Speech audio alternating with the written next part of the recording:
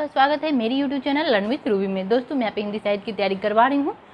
जैसा कि आप लोग ने देखा होगा कि मैं भक्ति काल पढ़ा रही हूँ, तो भक्ति काल के अंतर्गत भी बहुत सारे वीडियो बन चुके हैं। जैसे कि मैंने संत काव्य को पढ़ा चुकी हूँ, साथ ही साथ जो राम भक्ति शाखा है उसको भी मैं पढ़ा चुकी हूँ, और अभी मैं कृष्ण भक्ति शाखा के जो हमारे प्रमुख कवि हुए हैं उनको मैं पढ़ा रही हूँ। तो इसमें भी जो अष्टशाप के जो कवि हुए हैं उनको पढ़ा चुकी हूँ, और साथ ही साथ जो हमारे जो सूरदास जी हैं जो कृष्ण भक्ति शाखा के बहुत ही प्रसिद्ध कवि रहे हैं उन पे मैं वीडियो बना चुकी हूँ। और आज जो मैं लेके आई हूँ वो है मीरा, जो कि कृष्ण भक्ति शाखा की बहुत ही प्रसिद्ध कवि रही हैं, और जो है इनसे भी अक्सर एग्जाम में प्रश्न पूछे जाते हैं, जो सिर्फ यूजीसी नेट ही नहीं बल्कि टीजीटी और पीजीटीबी में पूछे जाते हैं। लेकिन आज मैं यहाँ पे जो लेके आई हूँ ये थोड़ा सा मतलब बहुत जो है यहाँ पे जो मैं वर्णन लेके आई, बहुत सारे वर्णन को लेके आई हूँ। जो उनकी रचनाएं नागेंद्र ने कितनी मानी है, रामचंद्र शुक्ल जी ने कितनी मांगनी है, और साथ ही सब जब भी कोई हमारे जो दोस्त है अगर मीरा पे शोध करना चाहते हैं तो उन्हें किन किन पुस्तकों को पढ़ना होगा, यानी कि जो मीरा पे कौन कौन सी आलोचना ग्रंथ लिखा गया है वो सबको भी मैं आज लेके आई हूँ। तो बहुत ही अच्छा वीडियो है, आप ध्यान से देखिएगा और कमेंट में बताइएगा कि आपको मेरा आज का प्रयास कैसा लगा। तो सबसे पहले देख लेते हैं मीरा। ये मीरा जो है वो कृष्ण भक्ति शाखा की बहुत ही प्रसिद्ध कवि रही हैं, जैसा कि हम सभी जानते हैं। और ये एक राजकुमारी थी, और इनका जो जन्म हुआ है वो 1573 ईस्वी में हुआ है। 1573 ये जो संवत है, यानी कि संवत के रामचंद्र शुक्ल के अनुसार ये 1573 संवत हुआ है, जबकि नगेंद्र ने इन्हें 1504 ईस्वी माना है। नगेंद्र के अनुसार ये 1504 ईस्वी हो गया, और ये जो 1573 हो गए ये रामचंद्र शुक्ल के अनुसार। अगर इसे ईस्वी में करेंगे तो ये 1516 ईस्वी आएगा। संवत 1516, संवत हो गया 1573, और ईस्वी में जब इसे हम कन्वर्ट करेंगे तो 1516 आ जाएगा। जबकि नागेंद्र के अनुसार 1504 में इनका जन्म हुआ है मीराबाई का। तो इनका जो जन्म स्थान देख लेते हैं। जो सबसे पहले क्या है, तो जन्म स्थान जो है वो मीरता है। मीरता एक जगह है राजस्थान में, जहाँ पे कुड़की गांव का जो नाम है वो कुड़की गांव है। कहाँ है? राजस्थान में है। जबकि रामचंद्र शुक्ल जी ने क्या माना है? चोकरी गांव। यानी कि कुछ साहित्यकारों ने इनके जन्म, जो मीरा की जो जन्म ईस्वी है उसके बारे में भी, या फिर जो उनका जन्म स्थान है उसके बारे में भी अलग अलग साहित्यकारों ने है जो अलग अलग माना है।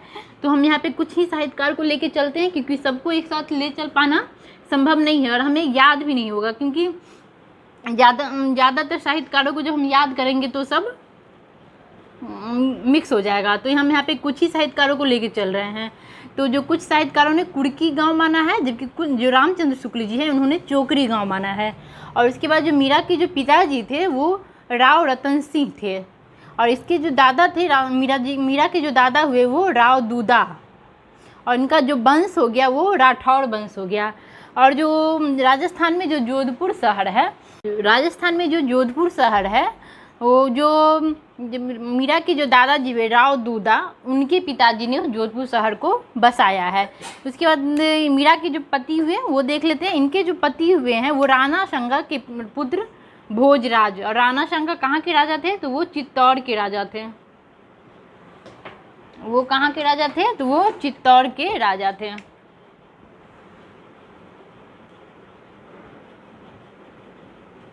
वो चित्तौड़ के राजा थे, और शादी कब हुई? तो वो 1516 ईस्वी में हुई है। उसके बाद जो इनको उपाधि मिला हुआ है वो मरुस्थल की मंदाकिनी। तो मरुस्थल की मंदाकिनी किसने कहा है? तो पंत ने कहा। जो छायावाद युग के जो हमारे कवि रहे हैं सुमित्रा नंदन पंत, उन्होंने मीरा को मरुस्थल की मंदाकिनी कहा है। तो आप इसे याद रख सकते हैं कि राजस्थान में क्या है? मरुस्थल है, ज़्यादा मरुस्थल है, तो इसीलिए। और मीरा का जो जन्म कहाँ हुआ है? राजस्थान, यानी कि वो राजस्थान की रहने वाली थी, तो इसीलिए पंत ने उन्हें मरुस्थल की मंदाकिनी कहा है। उसके बाद एक और प्रश्न यूजीसी में बार बार पूछा जाता है, भक्ति भाव, कि मीरा की भक्ति भाव कैसा था? जो कृष्ण के प्रति जो मीरा की भक्ति थी वो कैसा थी? तो वो माधुर्य भाव था, यानी कि जो कृष्ण को वो अपना पति मानती थी, तो इसीलिए जो उनका जो भक्ति था वो माधुर्य भाव का था। ये अक्सर प्रश्न पूछा जाता है, और ये भी कभी कभी ये भी पूछा जाता है कि जो ऑप्शन में दे दिया रहेगा कि मीरा की भक्ति कैसे थी, दास्य थी या फिर माधुरी थी। तो दास्य किसकी है, किसकी भक्ति दास है, ये आपको कमेंट में बताना है। ये आपके लिए मैं एक प्रश्न छोड़ जा रही हूँ कि जो कृष्ण की दास से किसकी भक्ति थी, दास से भाव। उसके बाद जो मीरा के जो गुरु हुए हैं वो रैदास हुए हैं। उसके बाद एक दीक्षा गुरु कहीं कहीं ये दीक्षा गुरु का भी चर्चा है, इसलिए मैंने यहाँ पे शामिल कर लिया है। ये जो चैतन्य संप्रदाय हुए हैं, चैतन्य संप्रदाय के जीव गोस्वामी जी हुए हैं। और इन्होंने जो रस का जो प्रयोग किया है अपनी रचना में, मीरा ने जिस रस का प्रयोग किया है वो है विप्रलंब श्रृंगार।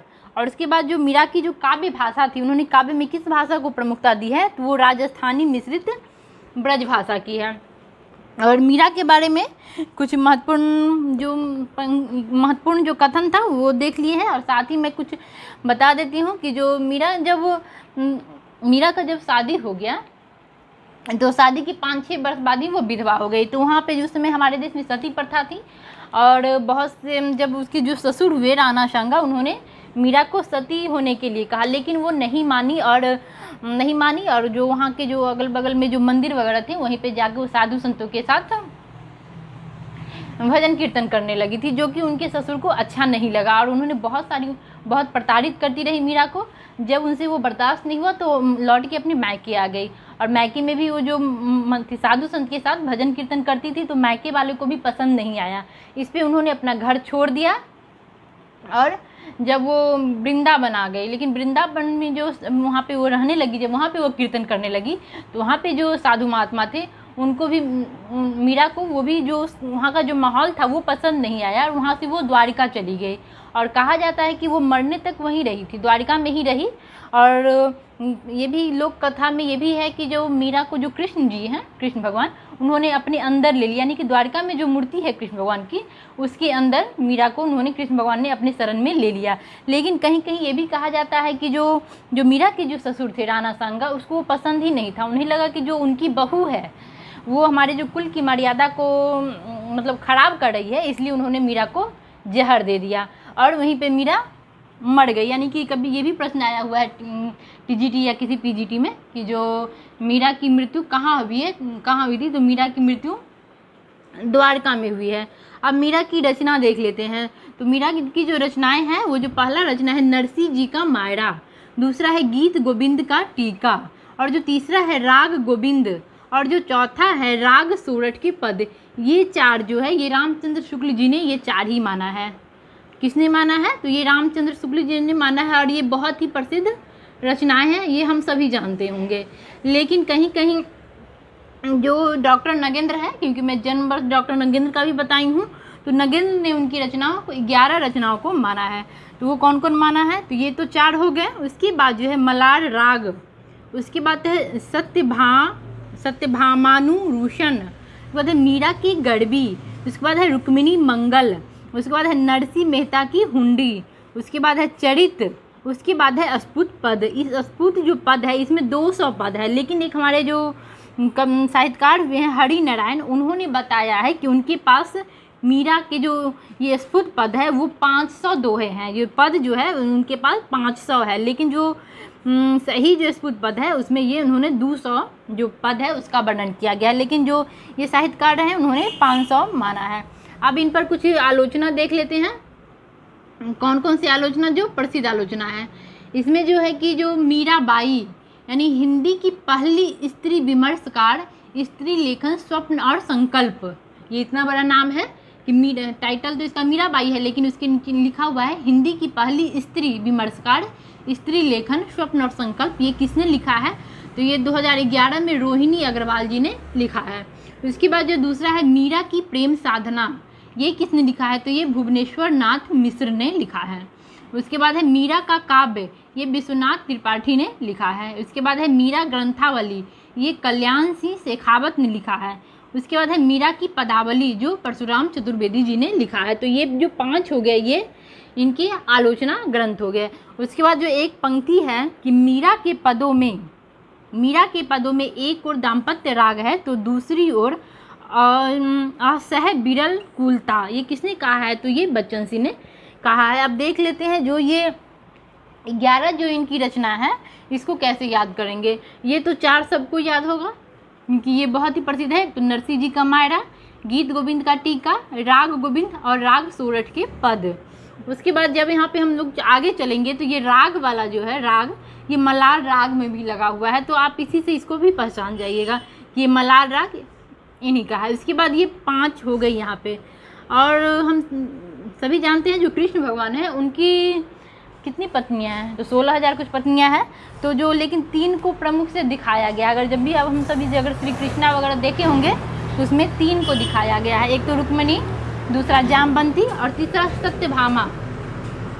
सत्यभामा को बताया गया है, तो यही है वो सत्यभामानुरूषण, यानी कि इसको अगर याद करने के लिए जब उनकी पत्नी क्या करती है, जो सत्यभामा रहती है वो रूठ जाती है, रूषण, यानी कि सत्यभामा रूषण। यहाँ पे रूषण हो गया, ये हो गया कृष्ण भगवान की पत्नी है। और मीरा किसकी भक्ति करती है, कृष्ण जी की ही भक्ति करती है, तो यहाँ पे सत्यभामानुरूषण ये हो गया, छठा आपको याद हो गया। उसके बाद है मीरा की गड़बी। मीरा की गड़बी से ही आप समझ जाएंगे कि ये मीरा की रचना है। उसके बाद है रुक्मिणी मंगल, तो कृष्ण भगवान की पत्नी ही है रुक्मिणी, तो ये भी आपको ऐसे ही याद हो जाएगा, ध्यान दीजिएगा। तो रुक्मिणी, लेकिन यहाँ पे मैं एक बात और कहना चाहती हूँ, जब हम नंददास को पढ़े थे तो नंददास की भी एक रचना है रुक्मिणी मंगल। अगर ऑप्शन में रुक्मिणी मंगल किसके है, अगर ऑप्शन में नंददास है तो नंददास ही लगाइए, क्योंकि जो ये 4 ही रचना जो है मीरा के ये मिले हुए हैं, बाकी सब मतलब संदेहपूर्ण है, तो इसीलिए, लेकिन इसको पढ़ना ज़रूरी है, तो मैं यहाँ पे बता देती हूँ। तो ये जो रुक्मिणी मंगल है ये नंददास की भी एक रचना है, जब अगर पिछली वीडियो आपने देखा होगा तो आप समझ जाएंगे। तो उसके बाद जो 9वीं रचना है नरसिंह मेहता की हुंडी, यहाँ पे क्या है, नरसिंह जी का मायरा, और यहाँ क्या है, नरसिंह मेहता की हुंडी। दोनों रचना में बिल्कुल सेम है, थोड़ा सा कहीं अंतर है, तो ये भी आपको ऐसे ही याद हो जाएगा। उसके बाद है चरित, ये भी बिल्कुल अप्राप्य ग्रंथ है, यहाँ मिला नहीं है, इसके बारे में कोई भी साहित्यकारों ने इतना वर्णन नहीं किया है। उसके बाद है अस्फुट पद, ये भी जो कुछ पद है ये ही महत्वपूर्ण है, कहीं कहीं ये भी पूछा जाता है। तो इसमें जो बताया गया है कि जो 200 पद मिले हुए हैं, लेकिन जो ये हरि नारायण है उन्होंने दावा किया है कि उनके पास 500 पद है मीरा की। अगर आप थोड़ा सा ध्यान देंगे तो जो मीरा की जो 11 रचना है वो आपको आसानी से याद हो जाएंगे। तो दोस्तों आज मैं जो मीरा का जो वीडियो लेके आई हूँ, इसमें जो यूजीसी नेट के अलावा बहुत सारे एग्जामों में इस प्रकार के प्रश्न पूछे जाते हैं। तो अगर आपको मेरा ये प्रयास कैसा लगा है प्लीज़ कमेंट में बताइएगा। अगर अच्छा लगा तो प्लीज़ मेरे चैनल को सब्सक्राइब कीजिए, लाइक कीजिए और अपने दोस्तों के साथ शेयर कीजिए। और मेरे साथ बने रहने के लिए बहुत बहुत धन्यवाद दोस्तों, नमस्कार।